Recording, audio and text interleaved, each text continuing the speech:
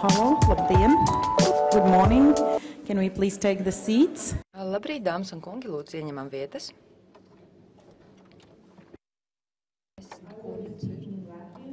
Es runāšu latviešu valodā. Ja jums ir nepieciešams tulkojums angļu valodā, lūdzu paņemiet tulkošanas aprīkojumu.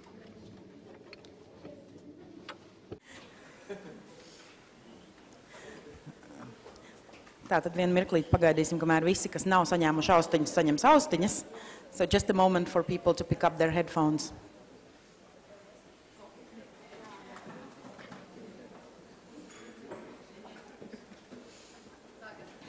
Tātad dažas tehniskas detaļas vispirms. Konference notiks divās valodās, angļu valodā un latviešu valodā. Runātāji runās vai vienā vai otrā valodā. Lūdzu, turiet savas austiņas pie rokas, lai varētu visu saprast gadījumā, ja nerunājat abās valodās. Un cilvēkiem, kas uzdos jautājumus no zāles, lūdzu noteikti to darīt mikrofonā. Pat ja jums ir skaļa balss, ja jūs nerunāsiet mikrofonā, jūs nedzirdēs tulki un jūs nedzirdēs tiešraidē. Šobrīd uz ekrāna jūs redzat arī interneta tiešraides linku. Lūgums ar to arī dalīties, padot to tālāk sociālos mēdījos un tā tālāk. Labrīt! Mani sauc Kristīna Garina, es esmu LGBT un viņa draugu apvienības Mozaika valdes priekšsēdētāja. Laipni lūgt konferencē, kur dodamies nākotne ir mūsu rokās, nākamie 10 gadi LGBT tiesību aizstāvībā. Un konference tiek organizēta sadarbībā ar Eiropas padomi un Rozas Luksemburgas fondu. Un ar mani šeit kopā arī ir konferences līdzorganizatori no Eiropas padomas un Rozas Luksemburgas fonda, kas pēc brītiņa arī sveiks jūs arī šajā konferencē. Un šī konference notiek LGBT un draugu apvienības Mozaika 10 gadu jubilejas ietvaros. Kāpēc šī konference? Jo mūsu darbības 10 gados mēs esam piedzīvojuši ļoti daudz konferences, kurās esam runājuši par to, kas ir noticis. Mazāk, bet arī daudz konferences, kurās mēs runājam par situāciju šobrīd. Mazāk mēs runājam par to, ko darīt tālāk un kas notiks nākotnē. Tāpēc mūsu mērķis šodien ir runāt nedaudz par to, kas tad notiks nākamos 10 gadus, kādā virzienā mēs ejam, kādā virzienā mēs vēlamies iet, kā mēs šo virzienu varam ietekmēt vai mainīt, kādi rīki ir mūsu rīcībā, lai šos te virzienus, kuros mēs dodamies, mēs mainītu un ietekmētu.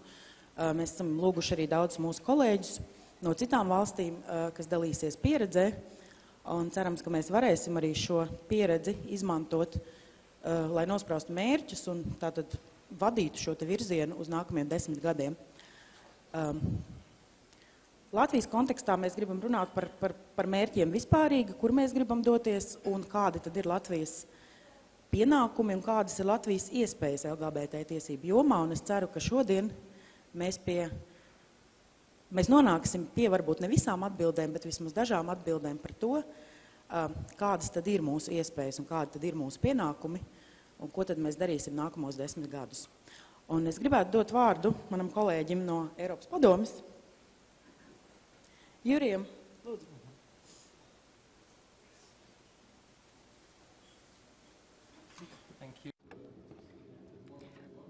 Paldies, Kristīna. Labrīt, dāmas un kungi. Es runāšu angļu valodā. Tie, kuriem nepieciešams tulkojums latviešu valodā, lūdzu izmantojiet tulkošanas aprīkojumu. Es priecājos redzēt jūs šeit tik plašā pulkā, neskatoties uz to, ka laika apstākļi ir dzestri un pagaidām ir ļoti agrs. Esmu Jurijs de Būrs, strādāju Eiropas padomē, kuras galvenā mītne ir Strasbūrā. Eiropas padome tiek uzskatīta par vienu no vadošajām Eiropas cilvēktiesību institūcijām. Tajā ir 57 dalību valstis, un tās visas ir pievienojušās Eiropas cilvēktiesību konvencijai. Šī ir organizācija, kas aizsargā tiesiskumu un cilvēktiesības. Es strādāju Eiropa padomes nodaļā, kas dalību valstīm sniedz palīdzību cilvēktiesību jautājumos un LGBT tiesību aizstāvības jautājumos. Mūsu mērķis ir palīdzēt apkarot diskrimināciju, kas balstīta uz dzimumu identitāti un dzimumu orientāciju. Es priecājos galvenokārt atrasties šeit, tāpēc, ka šodien tiek atzīmēti apvienības mozaīka 10 pastāvēšanas gadi. Šis ir lielisks sasniegums. Ir patīkami atskatīties, kas ir mainījies Latvijā, kas ir mainījies reģionā un kas pagaidām vēl nav mainījies. Šodien es vēlos uzzināt no jums par pašreizējo situāciju, apmainīties viedokļiem un arī dalīties idejām, kam ir par to, kam jāmainās, kādā ātrumā ir nepieciešams šīs izmaiņas un kādi būs turpmākie darbības virzieni. Cerams, šodienas noslēgumā mēs arī gūsim kādus secinājumus. Šobrīd man uzstāšanās būs īsa, jo pēc tam dienas laikā, konferences laikā man būs garāka runa, bet es aicinu jūs visus piedalīties diskusijā, tas ir ļoti svarīgi. Un vissvarīgākais, protams, daudz laimes apvienībai Mozaīka. Tagad es došu vārdu Džonai Gvazdiečkai no Rozas Luksemburgas fonda. Viņa ir arī viena no šī pasākuma līdzorganizētājiem. Lielas paldies! Pirmkārt, es vēlu visu to labāko apvienībai Mozaīka 10 gadu jubilejā.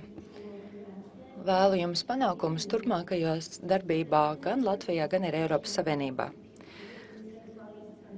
10 gadu laikā LGBT situācija centrālajā un austruma Eiropā pastāvīgi mainās.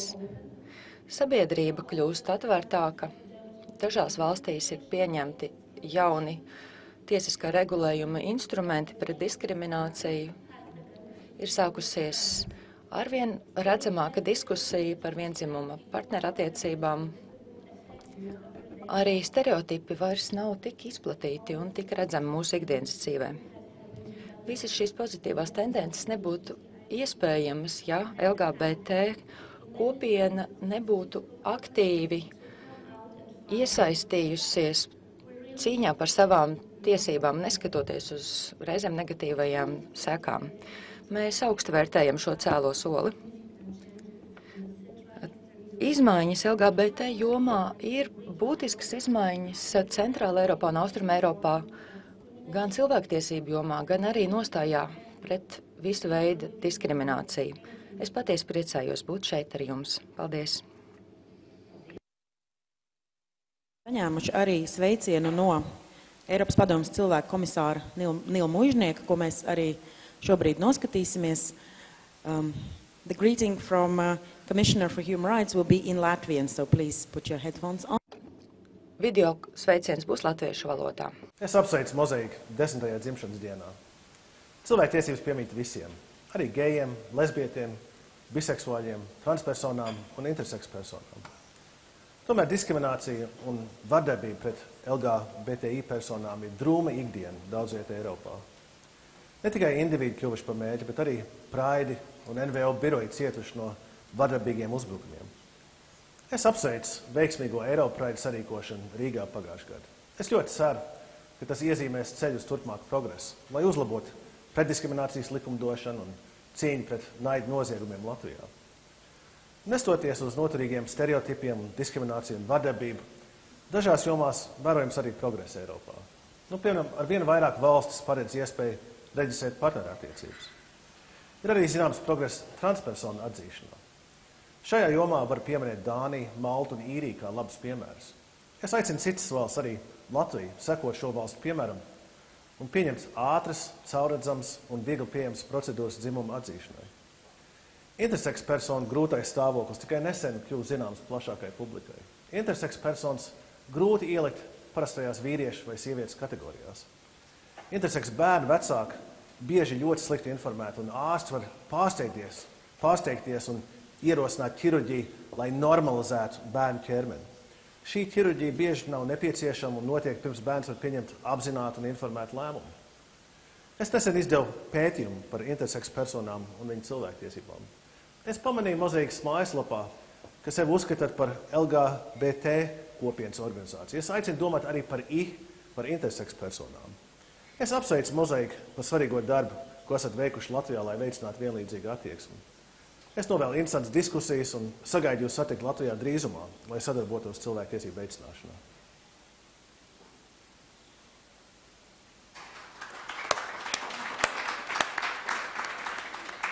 Paldies par šo sveicienu komisāram, un tagad šis panelis ir noslēdzies, un es gribētu aicināt nākamo runātāju, Marko Hone. Es ceru, ka šo izrunāju pareizi, es neesmu gluži vāciski runājoši, un vai mēs varētu palūgt mikrofonu?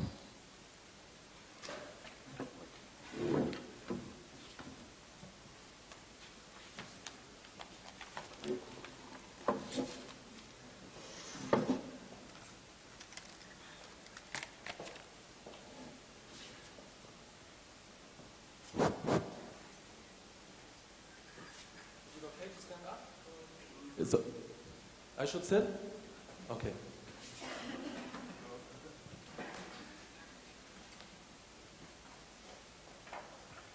I do whatever the camera wanted.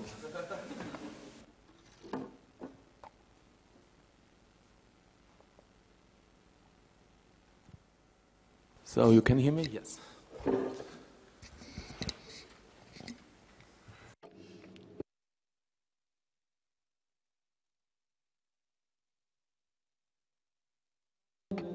Labrīt, dāmas un kungi! Paldies, ka esat uzaicinājuši mani piedalīties šajā konferencē. Vakardien man bija iespēja aplūkot Rīgu, bet galvenais iemesls, kāpēc esmu šeit, ir uzzināt ko vairāk par apvienību Mozaīku un iepazīties ar jums. Manuprāt, Eiropas integrācija pilnībā nebūs iespējama, ja mēs orientēsimies tikai uz bankām, koncerniem un apdrošināšanas uzņēmumiem. Tas, kas mums patiesībā ir vajadzīgs, ir kultūras integrācija, vienlīdzība, iespēju vienlīdzība un sociālās iespējas un sociālā integrācija. Mums jāsaprot, ka mēs cīnāmies vienā frontē. Mozaīkas 10 gadu jubileja ir arī 10 gadu jubileja progresam Eiropā. Vācijas politiskās partijas kreisie vārdā es vēlos pateikties jums par jūsu enerģiju, par jūsu darbu, cerību un panākumiem.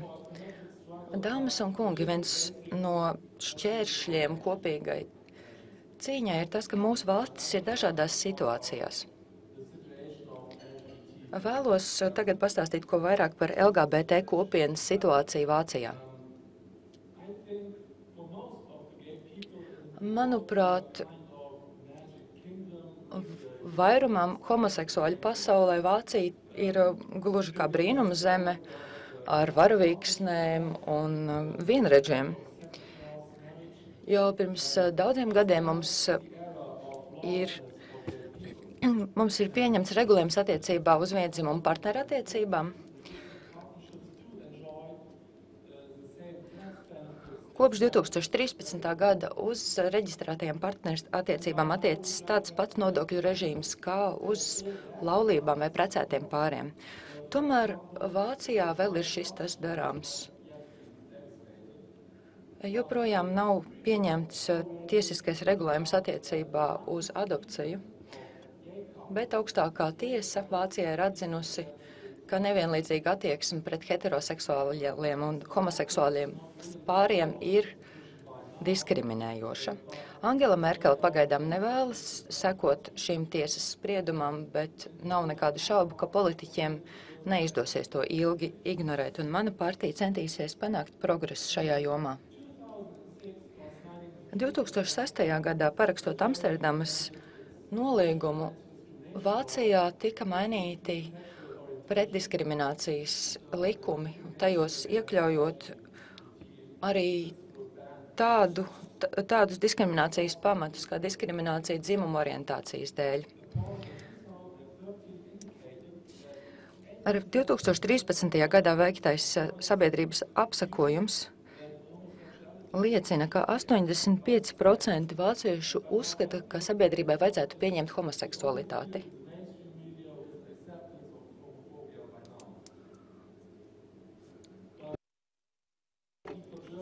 Tomēr ceļš uz vienlīdzīgumu LGBT kopienai Vācijā vēl ir tālu ejams, un tas jums ir jāpatur prātā arī attiecībā uz jūsu situāciju. Sniegšu piemērus.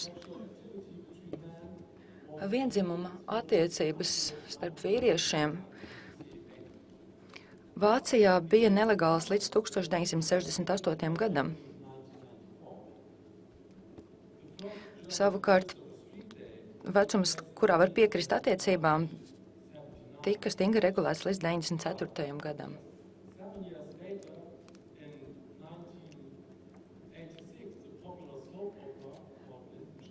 Ja 1986. gadā Vācijas televīzijā pirmoreiz parādījās pirmais vīriešu skūpsts, tas bija mūziklā Lindenštrāse. Tas viss liecina, cik labi organizēta ir LGBT kopiena Vācijā. Patiesībā mums ir vairāku organizāciju tīkls. Piemēram, mums ir LSUD, Lesbiešu un geju apvienība. Tā ir tāda vadoša organizācija, kas lobē geju tiesības ļoti augstā politiskā līmenī. No otras puses mums arī cita organizācija, tātad Rozā saraksts Minhenē, kas tika dibināts 1989. gadā. Tā ir arī kā partija, bet pašvaldība līmenī. Tātad viņi darbojas tikai Minhenes apgabalā. Un, piemēram, arī Ķīlē ir arī organizācija, kas tātad darbojas ar homoseksuālu cilvēku tiesībām. Tas tātad ir dažādas grupas, kas nodarbojas ar dažādu interešu pārstāvēšanu, rada sabiedrisko dialogu. Un praktiski gandrīz katra partija Vācijā, viņai ir sava darba grupa, kas tieši veicina šīs te LGBT cilvēku tiesības. Un arī Angelas Merkeles partijā arī ir šāda darba grupa. Un, kā es dzirdu, arī Latvijā mums ir daži politiķi, kuri ir atklāti paziņojuši par savu homoseksualitāti. Un tā kā jūs varat redzēt, ka LGBT kustība ir ļoti plaša Vācijā un arī ļoti aktīva dažādos līmeņos. Viņai ir ļoti spēcīga advokāta parlamentā un arī augstākā tiesa ir mūsu pusē. Bet fakts un dzīves realitāte ir tāda, ka, vienreģi uz ielām vēl nedējo. Vēl ar vienu mīļākais lamavārds ir skolās, piemēram, ir gejs. Diskriminācija darba vietā vai politiskā vidē ir pazudusi, un tomēr diskriminācija sociālā vidē, piemēram, ģimenē, skolā, sporta klubos, vēl ar vienu ir palikusi. Vairāk kā 2/3 no homoseksuāliem vīriešiem ir pieredzējuši kādus verbālus vai kādu citu veidu uzbrukumus, pat fiziskus uzbrukumus. Man pašam vienreiz tika uzbrukts. Pašnāvību risks ir 7 reizes augstāks jaunu cilvēku vidū, ja viņi ir geji salīdzinoši ar heteroseksuāliem cilvēkiem. Un vardarbība pret transdzimumu personām ir ļoti plaša Vācijā. Un izskatās, ka šī problēma nekur nezūd. Šobrīd mēs redzam, kā paceļās šo te labā spārnu populistu popularitāti Vācijā. Viņus atbalsta daļa no cilvēkiem Vācijā, kas baidās no bēgļiem vai arī kritizē Eiropas Savienības. Viņi sapņo par atjaunotu valsti,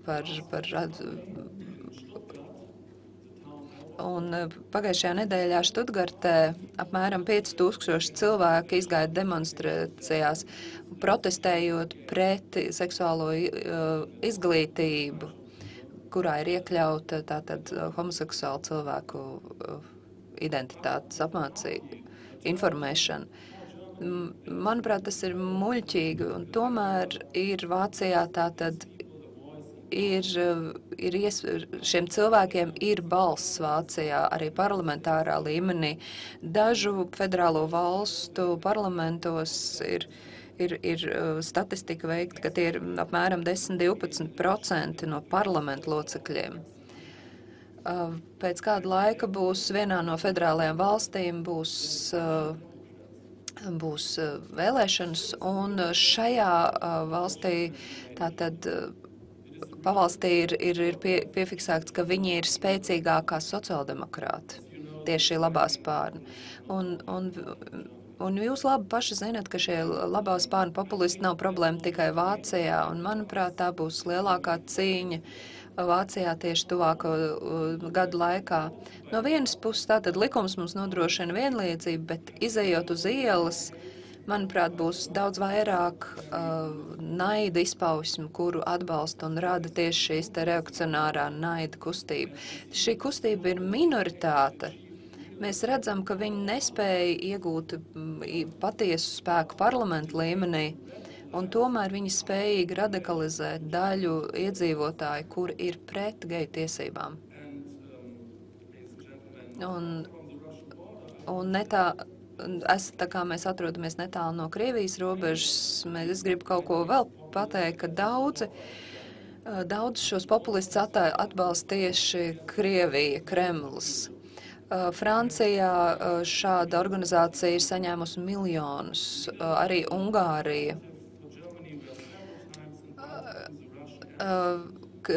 Vācijas organizācija, labājā spārna organizācija, tika vairāk kārt uzaicināta uz Krievijas pārstāvniecību vai arī pat doties uz Pēterburgu, kur tikās ar Puķina pārstāvjiem.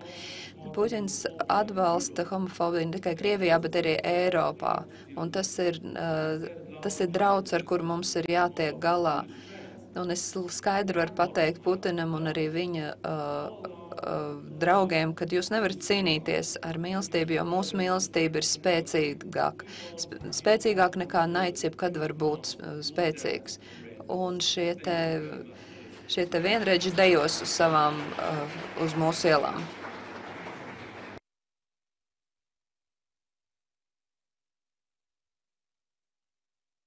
Lielas paldies, un tagad es gribētu uzaicināt Gregu Černiecki no Open Society Foundation Budapeštas par nedaudz pastāstīt, kas notiek šobrīd Eiropā.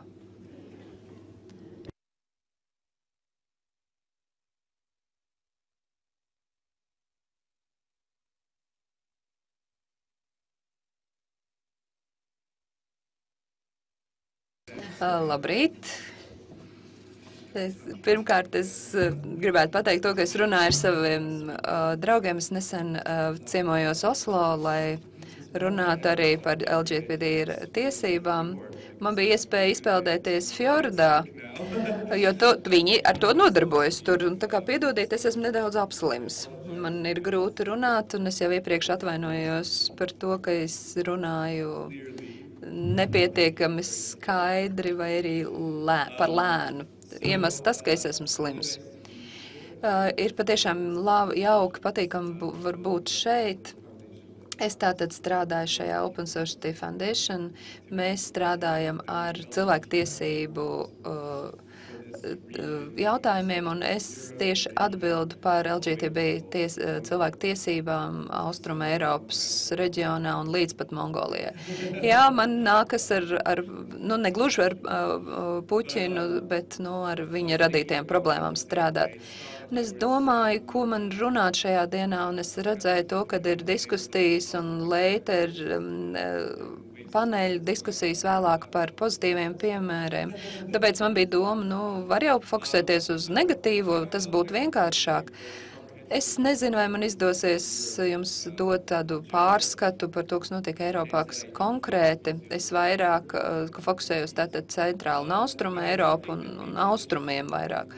Bet interesantā varbūt būtu paskatīties uz to atpakaļsitienu, kas ir vērsts pret mums ne tikai centrālajā austruma Eiropā, bet arī rietuma Eiropā, kur ļoti daudzi cilvēki uzskatīja, ka mēs esam savu panākuši, jo Tā kā es strādāju daudzām organizācijām šeit, es pamanīju to, ka vairākus aktīvistus viņus pārsteidz tas, kas notika.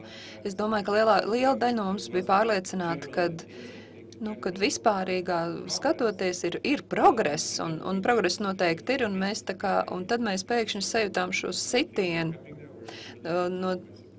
un esam pārsteigti par lietām, kas notiek. Es gribu jums iedot tātad personisko informāciju. Es esmu dzimis Polijā, bet es esmu arī Amerikas pilsonis, kur es arī vadīju gan Polijā, gan Amerikā vadīju kustību, lai tātad pret homofobiju. Viena no mūsu pirmajām kampaņā Polijā saucās, lai viņi mūs redz, 2003. gads, daži no jums jūs zinat šo kampaņu. Tā bija kampaņa, lai paaugstinātu vienkārši tādu sociālo iecietību, atpazīstamību. Tātad tā redzamība, tas, ka mūsu redz kā sabiedrības daļa, ir milzīgs solis, viens no pirmajiem vissvarīgākajiem soļiem, kas palīdzēja mums attīstīt šo kustību šajā reģionā. Un man tiešām paveicās, ka es tur biju tajā laikā. Tas bija milzīgs atspoguļojums mēdījos. Cilvēks zaudēja pat darbus dēļ tā, ka viņi izdrošinājās atklāt iziet, bet tas bija tātad milzīgs pasākums, kas LGBT cilvēku tiesības izvirzīja pirmajā vietā tajā brīdī. Un manuprāt, es noteikti nepateikšu neko īpaši gudru, jā, bet jo vairāk mūs redz, jo vairāk arī iespēja ir pret pretsitienu. Bet pirmām kārtām šī redzamība mūsu Polijā ļāva spērt soli uz priekšu. Tā, es zvēru, šīs skaņas neizdalēs. Kaut kāda remonta darba notiek. Jā. Tā, nedaudz intīmāko atmosfēru, lai jūs varētu bildes uz ekrānu ieraudzīt. Bet tātad Polijā pēc šī pasākuma lietas attīstījās ļoti labi un veiksmīgi. Mums tātad bija parlamenta biedri, kas gan transseksuāļi, gan geji, kas atklāti paziņoja, ka viņi tādi ir. Bet tad ļoti ātri parādījās arī šis pretsitiens Polijā, un šis tāds piemērs Polija konkrēti par to, mums likās, kad ir progress, un noteikti tāds ir, mēs dodamies uz priekšu ātri, un tomēr šis pretsitiens atkal mūs pārsteidza tajā mirklī. Tā kā es šobrīd apskatīšos uz šo neokonservatīvo ideoloģiju, kas baro šo kustību, pretsitienu kustību. Un tur ir vairākas lietas, kurām citi tās sauc par reliģiskām tiesībām, citi sauc par labējo reliģiskām tiesībām vai vienkārši labējo tiesībām. Bet, manuprāt, neokonservatīva ideoloģija ir viss precīzākais apzīmējums. Bet šī ideoloģija, šī kustība, kas attīstās visā Eiropā, ļoti daudzās formās parādīs un ir daļa no lielākas kustības, bet tas mērķis, kur jūs redzat, ir manipulēt ar reliģisko diskursu un manipulēt ar sabiedriskā telpā ar dažādām idejām. Tas, ko es gribētu fokusēties šobrīd, ir pirmkārt katoļu baznīca un ko viņi dara šajā reģionā, jo tā ir viena no visspēcīgākajiem spēlētājiem Polijā. Tātad arī es nāku no Polijas katoļu tradīcijas, kā jau pols, tāpēc iespējams man ir personisks nelabas attiecības ar šo reliģiju. Bet tieši tas pats ir taisnība arī par Balkānos, ar pareizticīgo baznīcu, arī Krievijā, arī citi neokonservatīvie ideoloģijas elements. Bet katoļu baznīca, viņi ir izcili šajā ziņā, šajā jaunās uzbrukuma vadīšanā. Ir vērts viņus papētīt.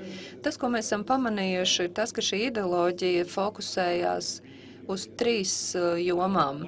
Pirmā ir dzīvība, un viņi fokusējas vairāk uz reproduktīvām tiesībām, uz abortiem. Un tur ir ļoti interesanti, jo ļoti daudzās valstīs šajā reģionā, tīpaši postpadomjas telpā, aborti nekad nav tikuši debatēti. Tas vienmēr bijušas tiesības tātad par izvēli. Polija, protams, ir cits gadījums.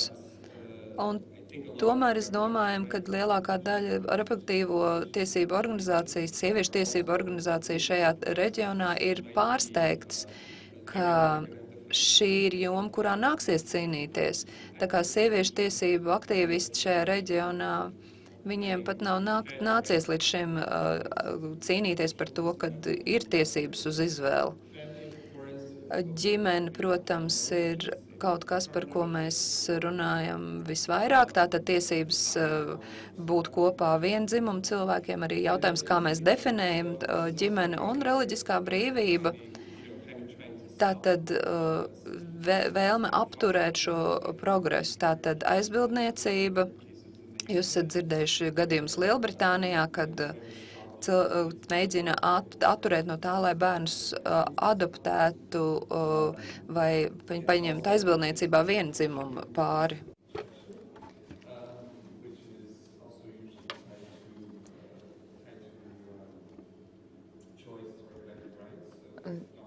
Ir noteikti arī dažādi aizliegumi attiecībā uz reproduktīvām tiesībām. Reliģiskā brīvība zināmā mērā ir mazliet kropļoti, jo kristieši sevi paši attēlo kā upurus. Un viņi norāda, ka viņi nevēlās, lai sabiedrībā galveno toni nosaka progresīvie. Šis ir 3 neokonservatīvās ideoloģijas jomas. Un arī šajā sakarībā izmantotās stratēģijas ir samērā biedējošas. Viņi izmanto jaunus instrumentus. Tādi iepriekš vēl īsti nav redzēti. Tās ir pilsoniskās iniciatīvas, kā tās tiek sauktas. Gan tiešsaistes medijos, gan arī sociālajos tīklos. Šādus instrumentus izmanto arī cilvēktiesību organizācijas, un arī neokonservatīvi ir sapratuši, ka šāda stratēģija ir ļoti liederīga. Citizen Go ir konservatīvo vērtību kustība. Tajā ir gan dažādas petīcijas, kas vāc parakstus vēršoties pret LGBT un arī citas iniciatīvas īsteno. Un otra organizācija ir HTOR.org, kas izmanto līdzīgas stratēģijas un saņem atbalstu gan no Eiropas parlamenta deputātiem, gan arī bloķē e-pastus, informācijas sniegšanu un uzrunā plašākus sabiedrības slāņus. Šīs organizācijas spēja arī organizēt lielas sabiedrības masas, iznākt ielās un protestēt. Šeit redzat attēlu no Spānijas. Pirms dažiem gadiem tur tika pieņemts likums pret abortiem. Galu galā šis likums pēc kāda laika tika atcelts, jo ielās iznāca daudz cilvēku un vērsās par šādu likumu pieņemšanu un ierobežojumu noteikšanu attiecībā uz reproduktīvajām tiesībām. Lietuvā, kad notika Praids, tad Igaunijas aktīvisti teica, ka Igaunijā tiek vākti paraksti, lai vērstos pret LGBT tiesībām. Tika savākti vairāki tūkstoši parakstu. Un varbūt, ka Baltijas valstis nav visreliģiskākās Eiropā, bet mums ir jāsaprot, ka pat šādās valstīs, kas tiek uzskatītas par samēram progresīvām, dažādām pret LGBT vērstām organizācijām, ir lielas spējas organizēt vai iekustināt sabiedrības masas. Šeit redzēt 2014. gada masu protestus, kas ir lielā mērā bijuši iespējami pateicoties Francijas tiešsaistes instrumentiem. tos organizēja tas organizēja apvienības, kas iestājas par tradicionālām ģimenes vērtībām, un protesti notika gan Parīzē, gan Budapeštā, Barcelonā un arī citviet Eiropā. Šī ir zīmīga tendence. Līdzīga demonstrācija notika 2013. gada decembrī Slovākijā. Tūkstošiem cilvēku iznāca ielās, lai iestātos pret dzimstības samazināšanos un pret abortiem. Galu galā, ja izdevās šos tūkstošus cilvēkus organizēt un pierināt iznākt ielās decembrī, kad ir nepatīkami laikapstākļi, tas nozīmē, ka šīs organizācijas ir ļoti spēcīgas. Protams, šādi protesti Francijā nav liels pārsteigums, jo tur cilvēkiem parasti patīk par kaut ko protestēt vai streikot. Kāds no maniem draugiem teica, viņš un viņa partnera vecāki nāk no neliela ciemata Francijā. Vecāki piezvanīja viņiem uz Parīzi un teica, šajā nedēļas nogalē mēs dodamies pie jums un varētu mēs svētdien satikties uz vakariņām. Vecāki teica, nē, varbūt labāk svētdien, sestdien noteikti, ka nē, jo viņiem esot kādas darīšanas Parīzē. Izrādās, ka vecākiem kāda organizācija ir piedāvājusi bezmaksas braucienu uz Parīzi, lai tikai viņi piedarītos gājienā. Vecāki paši nezināja, par ko ir runa, kāda veida gājiens tas ir, un viņiem pašiem bērni tomēr ir homoseksuāli. Viņi tikai priecājās par iespēju par velti aizbraukt uz Parīzi. Līdz ar to mums nedrīkstam novērtēt pa zemu šīs populistiskās organizācijas un to izmantotās stratēģijas. Viņi ir ļoti spēcīgi. Viņiem ir ļoti vienkārši vēstījumi, kas varbūt mūsu gadījumā nav šokējoši. Proti, viņi iestājas par ģimenes vērtībām, stāsta par to, ka mums ir jādomā par savu nākotni, par piederību ģimenei, ģimenes stiprību. Tiek meklēti arī grēkāži, kas šajā gadījumā ir LGBT, protams. Un, pateicoties islamofobijai, kas Eiropā kļūst arvien izplatītāka, ir iespējams šos vēstījumus sekmīgāk izplatīt. Tiek uzstāts, ka mums ir jāstiprina kristīgās vērtības, lai mēs nepadotos islāma pasaules priekšā. Arī bēgļu krīze Eiropā, protams, tikai nostiprina šos vēstījumus.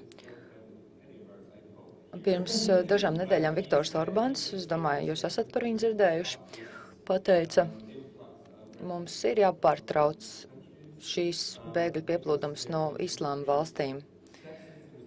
Viņi pastiprinās seksismu, antisemītismu un homofobiju Eiropā. Līdz ar to pēdējais cilvēks, no kura mēs ko tādu gaidījām, Viktors Orbāns, cenšas palīdzēt mums apturēt islamofobiju un homofobiju. Lielākoties gan šāda veida organizācijas izmanto islamofobiju kā instrumentu, lai iestātos par ģimenes vērtībām un pret LGBT. Pēdējā laikā katoļu baznīcas spēcīgākais instruments ir bijis dzimuma ideoloģija. Latvija varbūt nav katolitiska valsts, bet vai arī Latvijā tiek izmantots dzimuma ideoloģijas jēdziens? Tā, tad, ja tas tiek izmantots, tas nozīmē, ka katoļu baznīca nav to privatizējusi.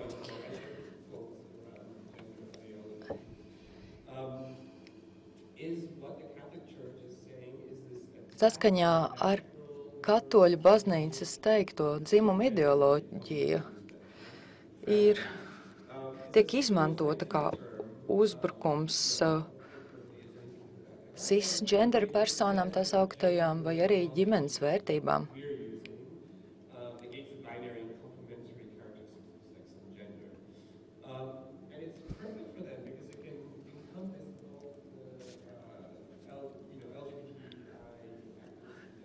Baznīca ar šo jēdzienu aptver gan LGBT tiesības, gan arī sieviešu tiesības un var vērsties pret abām vienlaikus ļoti izdevīgi viņiem.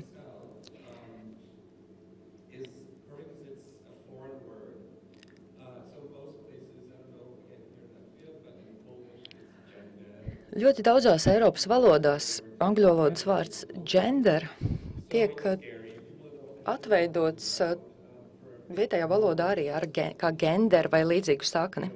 Latviešu valoda ir izņēmums, šeit tiek lietots vārds dzimums, bet būtībā visā Eiropā pasakot vārdu gender lielākai daļai ir saprotams, kas ar to ir domāts, un tāpēc šī ideoloģija spēj izplatīties vēl straujāk.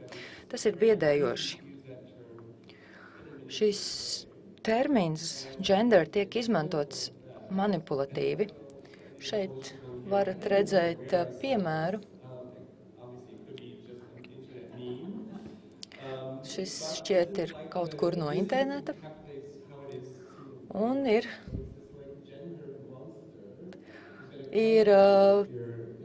un tulkojums uzrakstam ir gender vai dzimums nāks pie tiem, kas ir nepaklausīgi vai pie nepaklausīgajiem.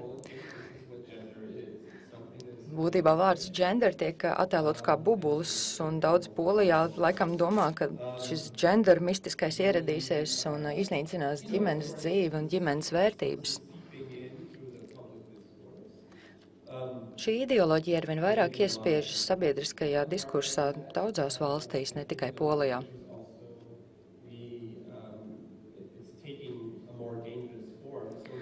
Ideoloģija kļūst arvien bīstamāka un pieņem arvien biedējošākas formas. Piemēram, Polijā ir parlamentā arī īpaša komiteja, kuras nosaukums ir Apturēsim dzimumu identitāti vai ideoloģiju.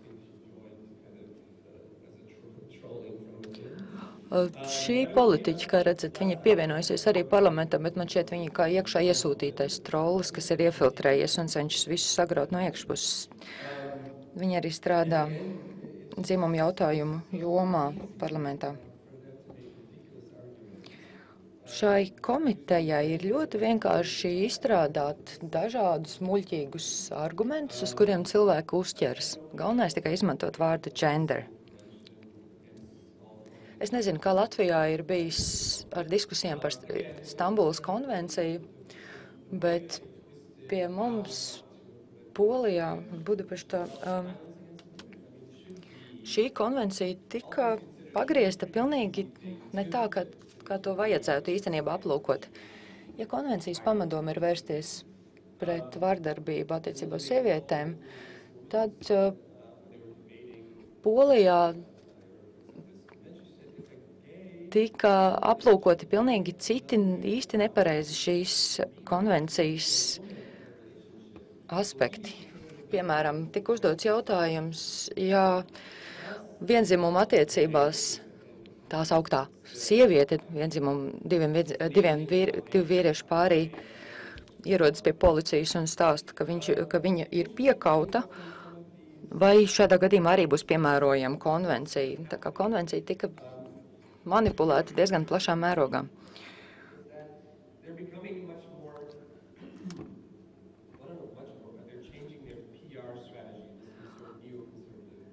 Neokonservatīvās organizācijas ir nesen mainījušas savu PR stratēģiju. Arī Slovenijā ir vairāki interesanti piemēri. Dažu pēdējo gadu laikā ir daudz izskanējušas diskusijas par viendzimumu partneru attiecībām un regulējumu šajā sakarībā. Vairums šajā valstī ir katoļi, tomēr valsts nav ļoti reliģioza. Līdz ar to šī varbūt nav īstā valsts, kurā varētu izmantot katoļu baznīcas diskursu un ideoloģiju. Kāds no maniem draugiem, kas ir akadēmiķis un strādā Slovenijā, viņš teica, ka pirms vairākiem gadiem tur notika diskusijas par to, vai paplašināt ģimenes likumu un tajā iekļaut arī viendzimuma attiecības.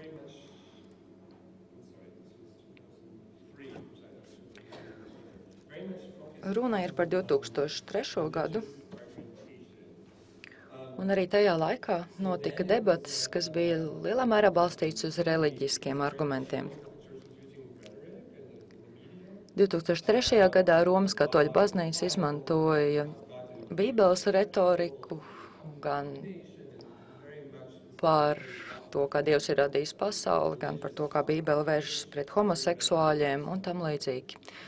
Tas noteikti atrada dažas dzirdīgas ausis.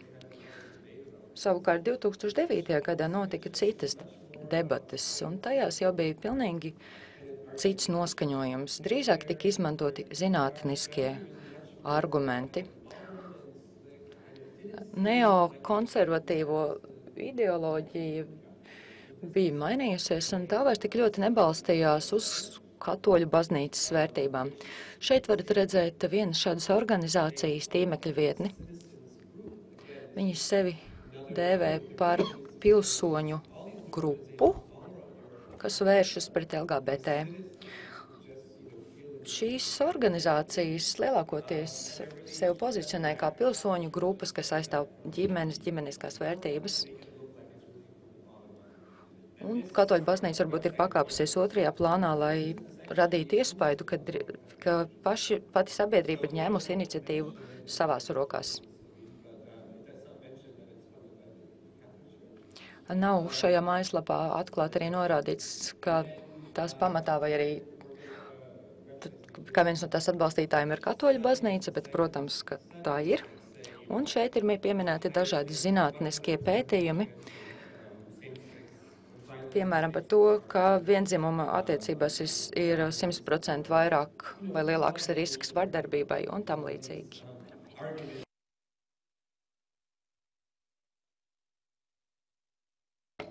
Tātad visi šie argumenti, kuriem nav zinātniska pamatojuma, kuri netiek nopietni uztvērti ASV, šeit viņi populisti šos argumentus izmanto. Tātad daudz šīs organizācijas, kuras slēpjās kā zem šī pilsoņu organizāciju vai labdarības organizāciju nosaukumiem, viņi neparādās atklāti kā katoļu organizācijas, bet patiesībā viņas tieši atbalsta katoļu baznīcu. Un vēl pēdējais piemērs būs no Horvātijas, tātad blakus Slovenijai, tātad arī ļoti interesants, jo viņiem bija referendums 2013. gadā, iespējams jūs esat par to dzirdējuši, par to, kas ir laulība, par to, ka tas jādefinē, ka laulība ir starp vīrieti un sievieti. Atkal Horvātija ir interesants gadījums, jo tā ir katoļiska valsts, un par spīti Balkānu karam arī tur viņi izmantoja reliģiju kā identificēšanas faktoru, bet tomēr viņi nekad nav bijuši tik konservatīvi kā citas dažas Eiropas valstis, un tomēr viņi ir jaunākā Eiropas Savienības valsts. Un, manuprāt, katoļu baznīca izmantoja tur kā pārbaudas zonu. Tātad vietu, kur var pārbaudīt, vai var LGBT tiesības apturēt.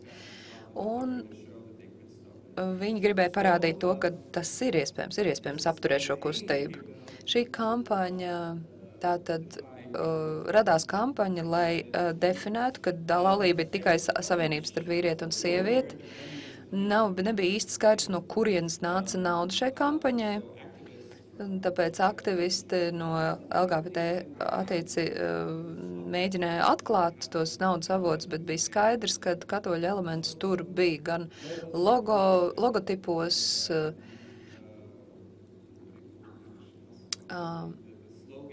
arī lozungos, kas tika izmantot. Jūs varētu redzēt to pašu, kas bija redzēts Horvātijā, arī Igaunijā, Francijā. Tātad kaut kas vienojoši bija. Tātad katoļu baznīca, kas organizē to visu. Šajā kampaņā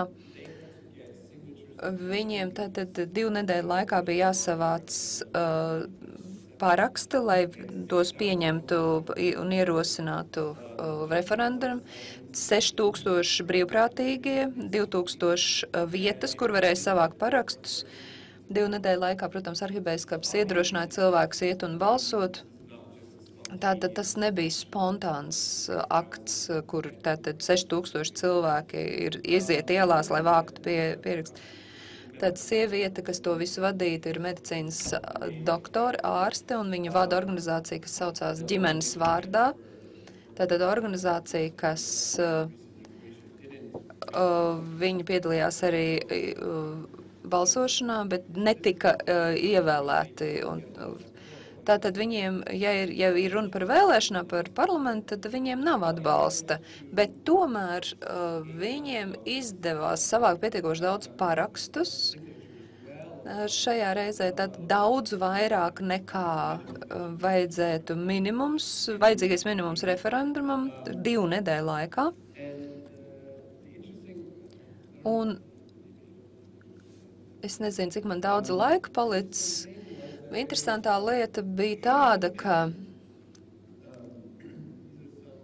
šis ir tātad statistikas dati. Viņi pētīja, kāpēc cilvēki, LGPD skatījās, mēģināja pētīt, kādēļ cilvēki balsotu par šo referendumu. Un daudz cilvēku tāpēc, ka viņi vēlas normalitāti, kaut ko normālu, nevis reliģisku argumenti. Tātad, un baznīca to zina, un viņa izmanto šo te normāluma definīciju.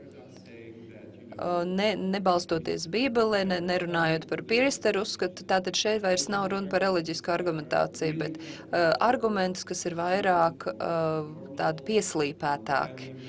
Par ģimenes vērtībām, drošību ģimenē. Un tāpēc, manuprāt, es ar šo arī beigšu. Un būs interesanti paklausīties to, ko runās citi mūsu paneļa diskusijā. Es redzu Brian no Īrijas, arī būs citi pozitīvie piemēri, kurus mēs varam izmantot, lai izmantotu savas taktikas šī visa fonā. Jo, ja mēs zinām, ka viņi izmanto ļoti populistiskus, vispārīgus lozungus un PR kampaņas, kuras ir vienkāršas, varbūt arī mums vajadzētu par to padomāt. Es tagad nerunāju, ka mums ir jānodarbojas ar populismu, lai gan man ļoti liels kārdinājums to darīt.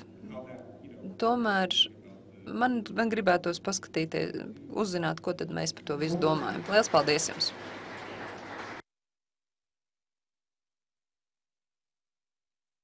Greg, liels paldies. Tas bija patiešām ļoti interesanti un ļoti daudz informācijas un līdzīga situācija šeit Latvijā.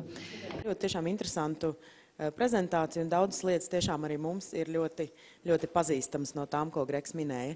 Šobrīd mums būs neliela pauze, kafijas pauze, kas notiks tur aiz muguras zāles aiz mugurē.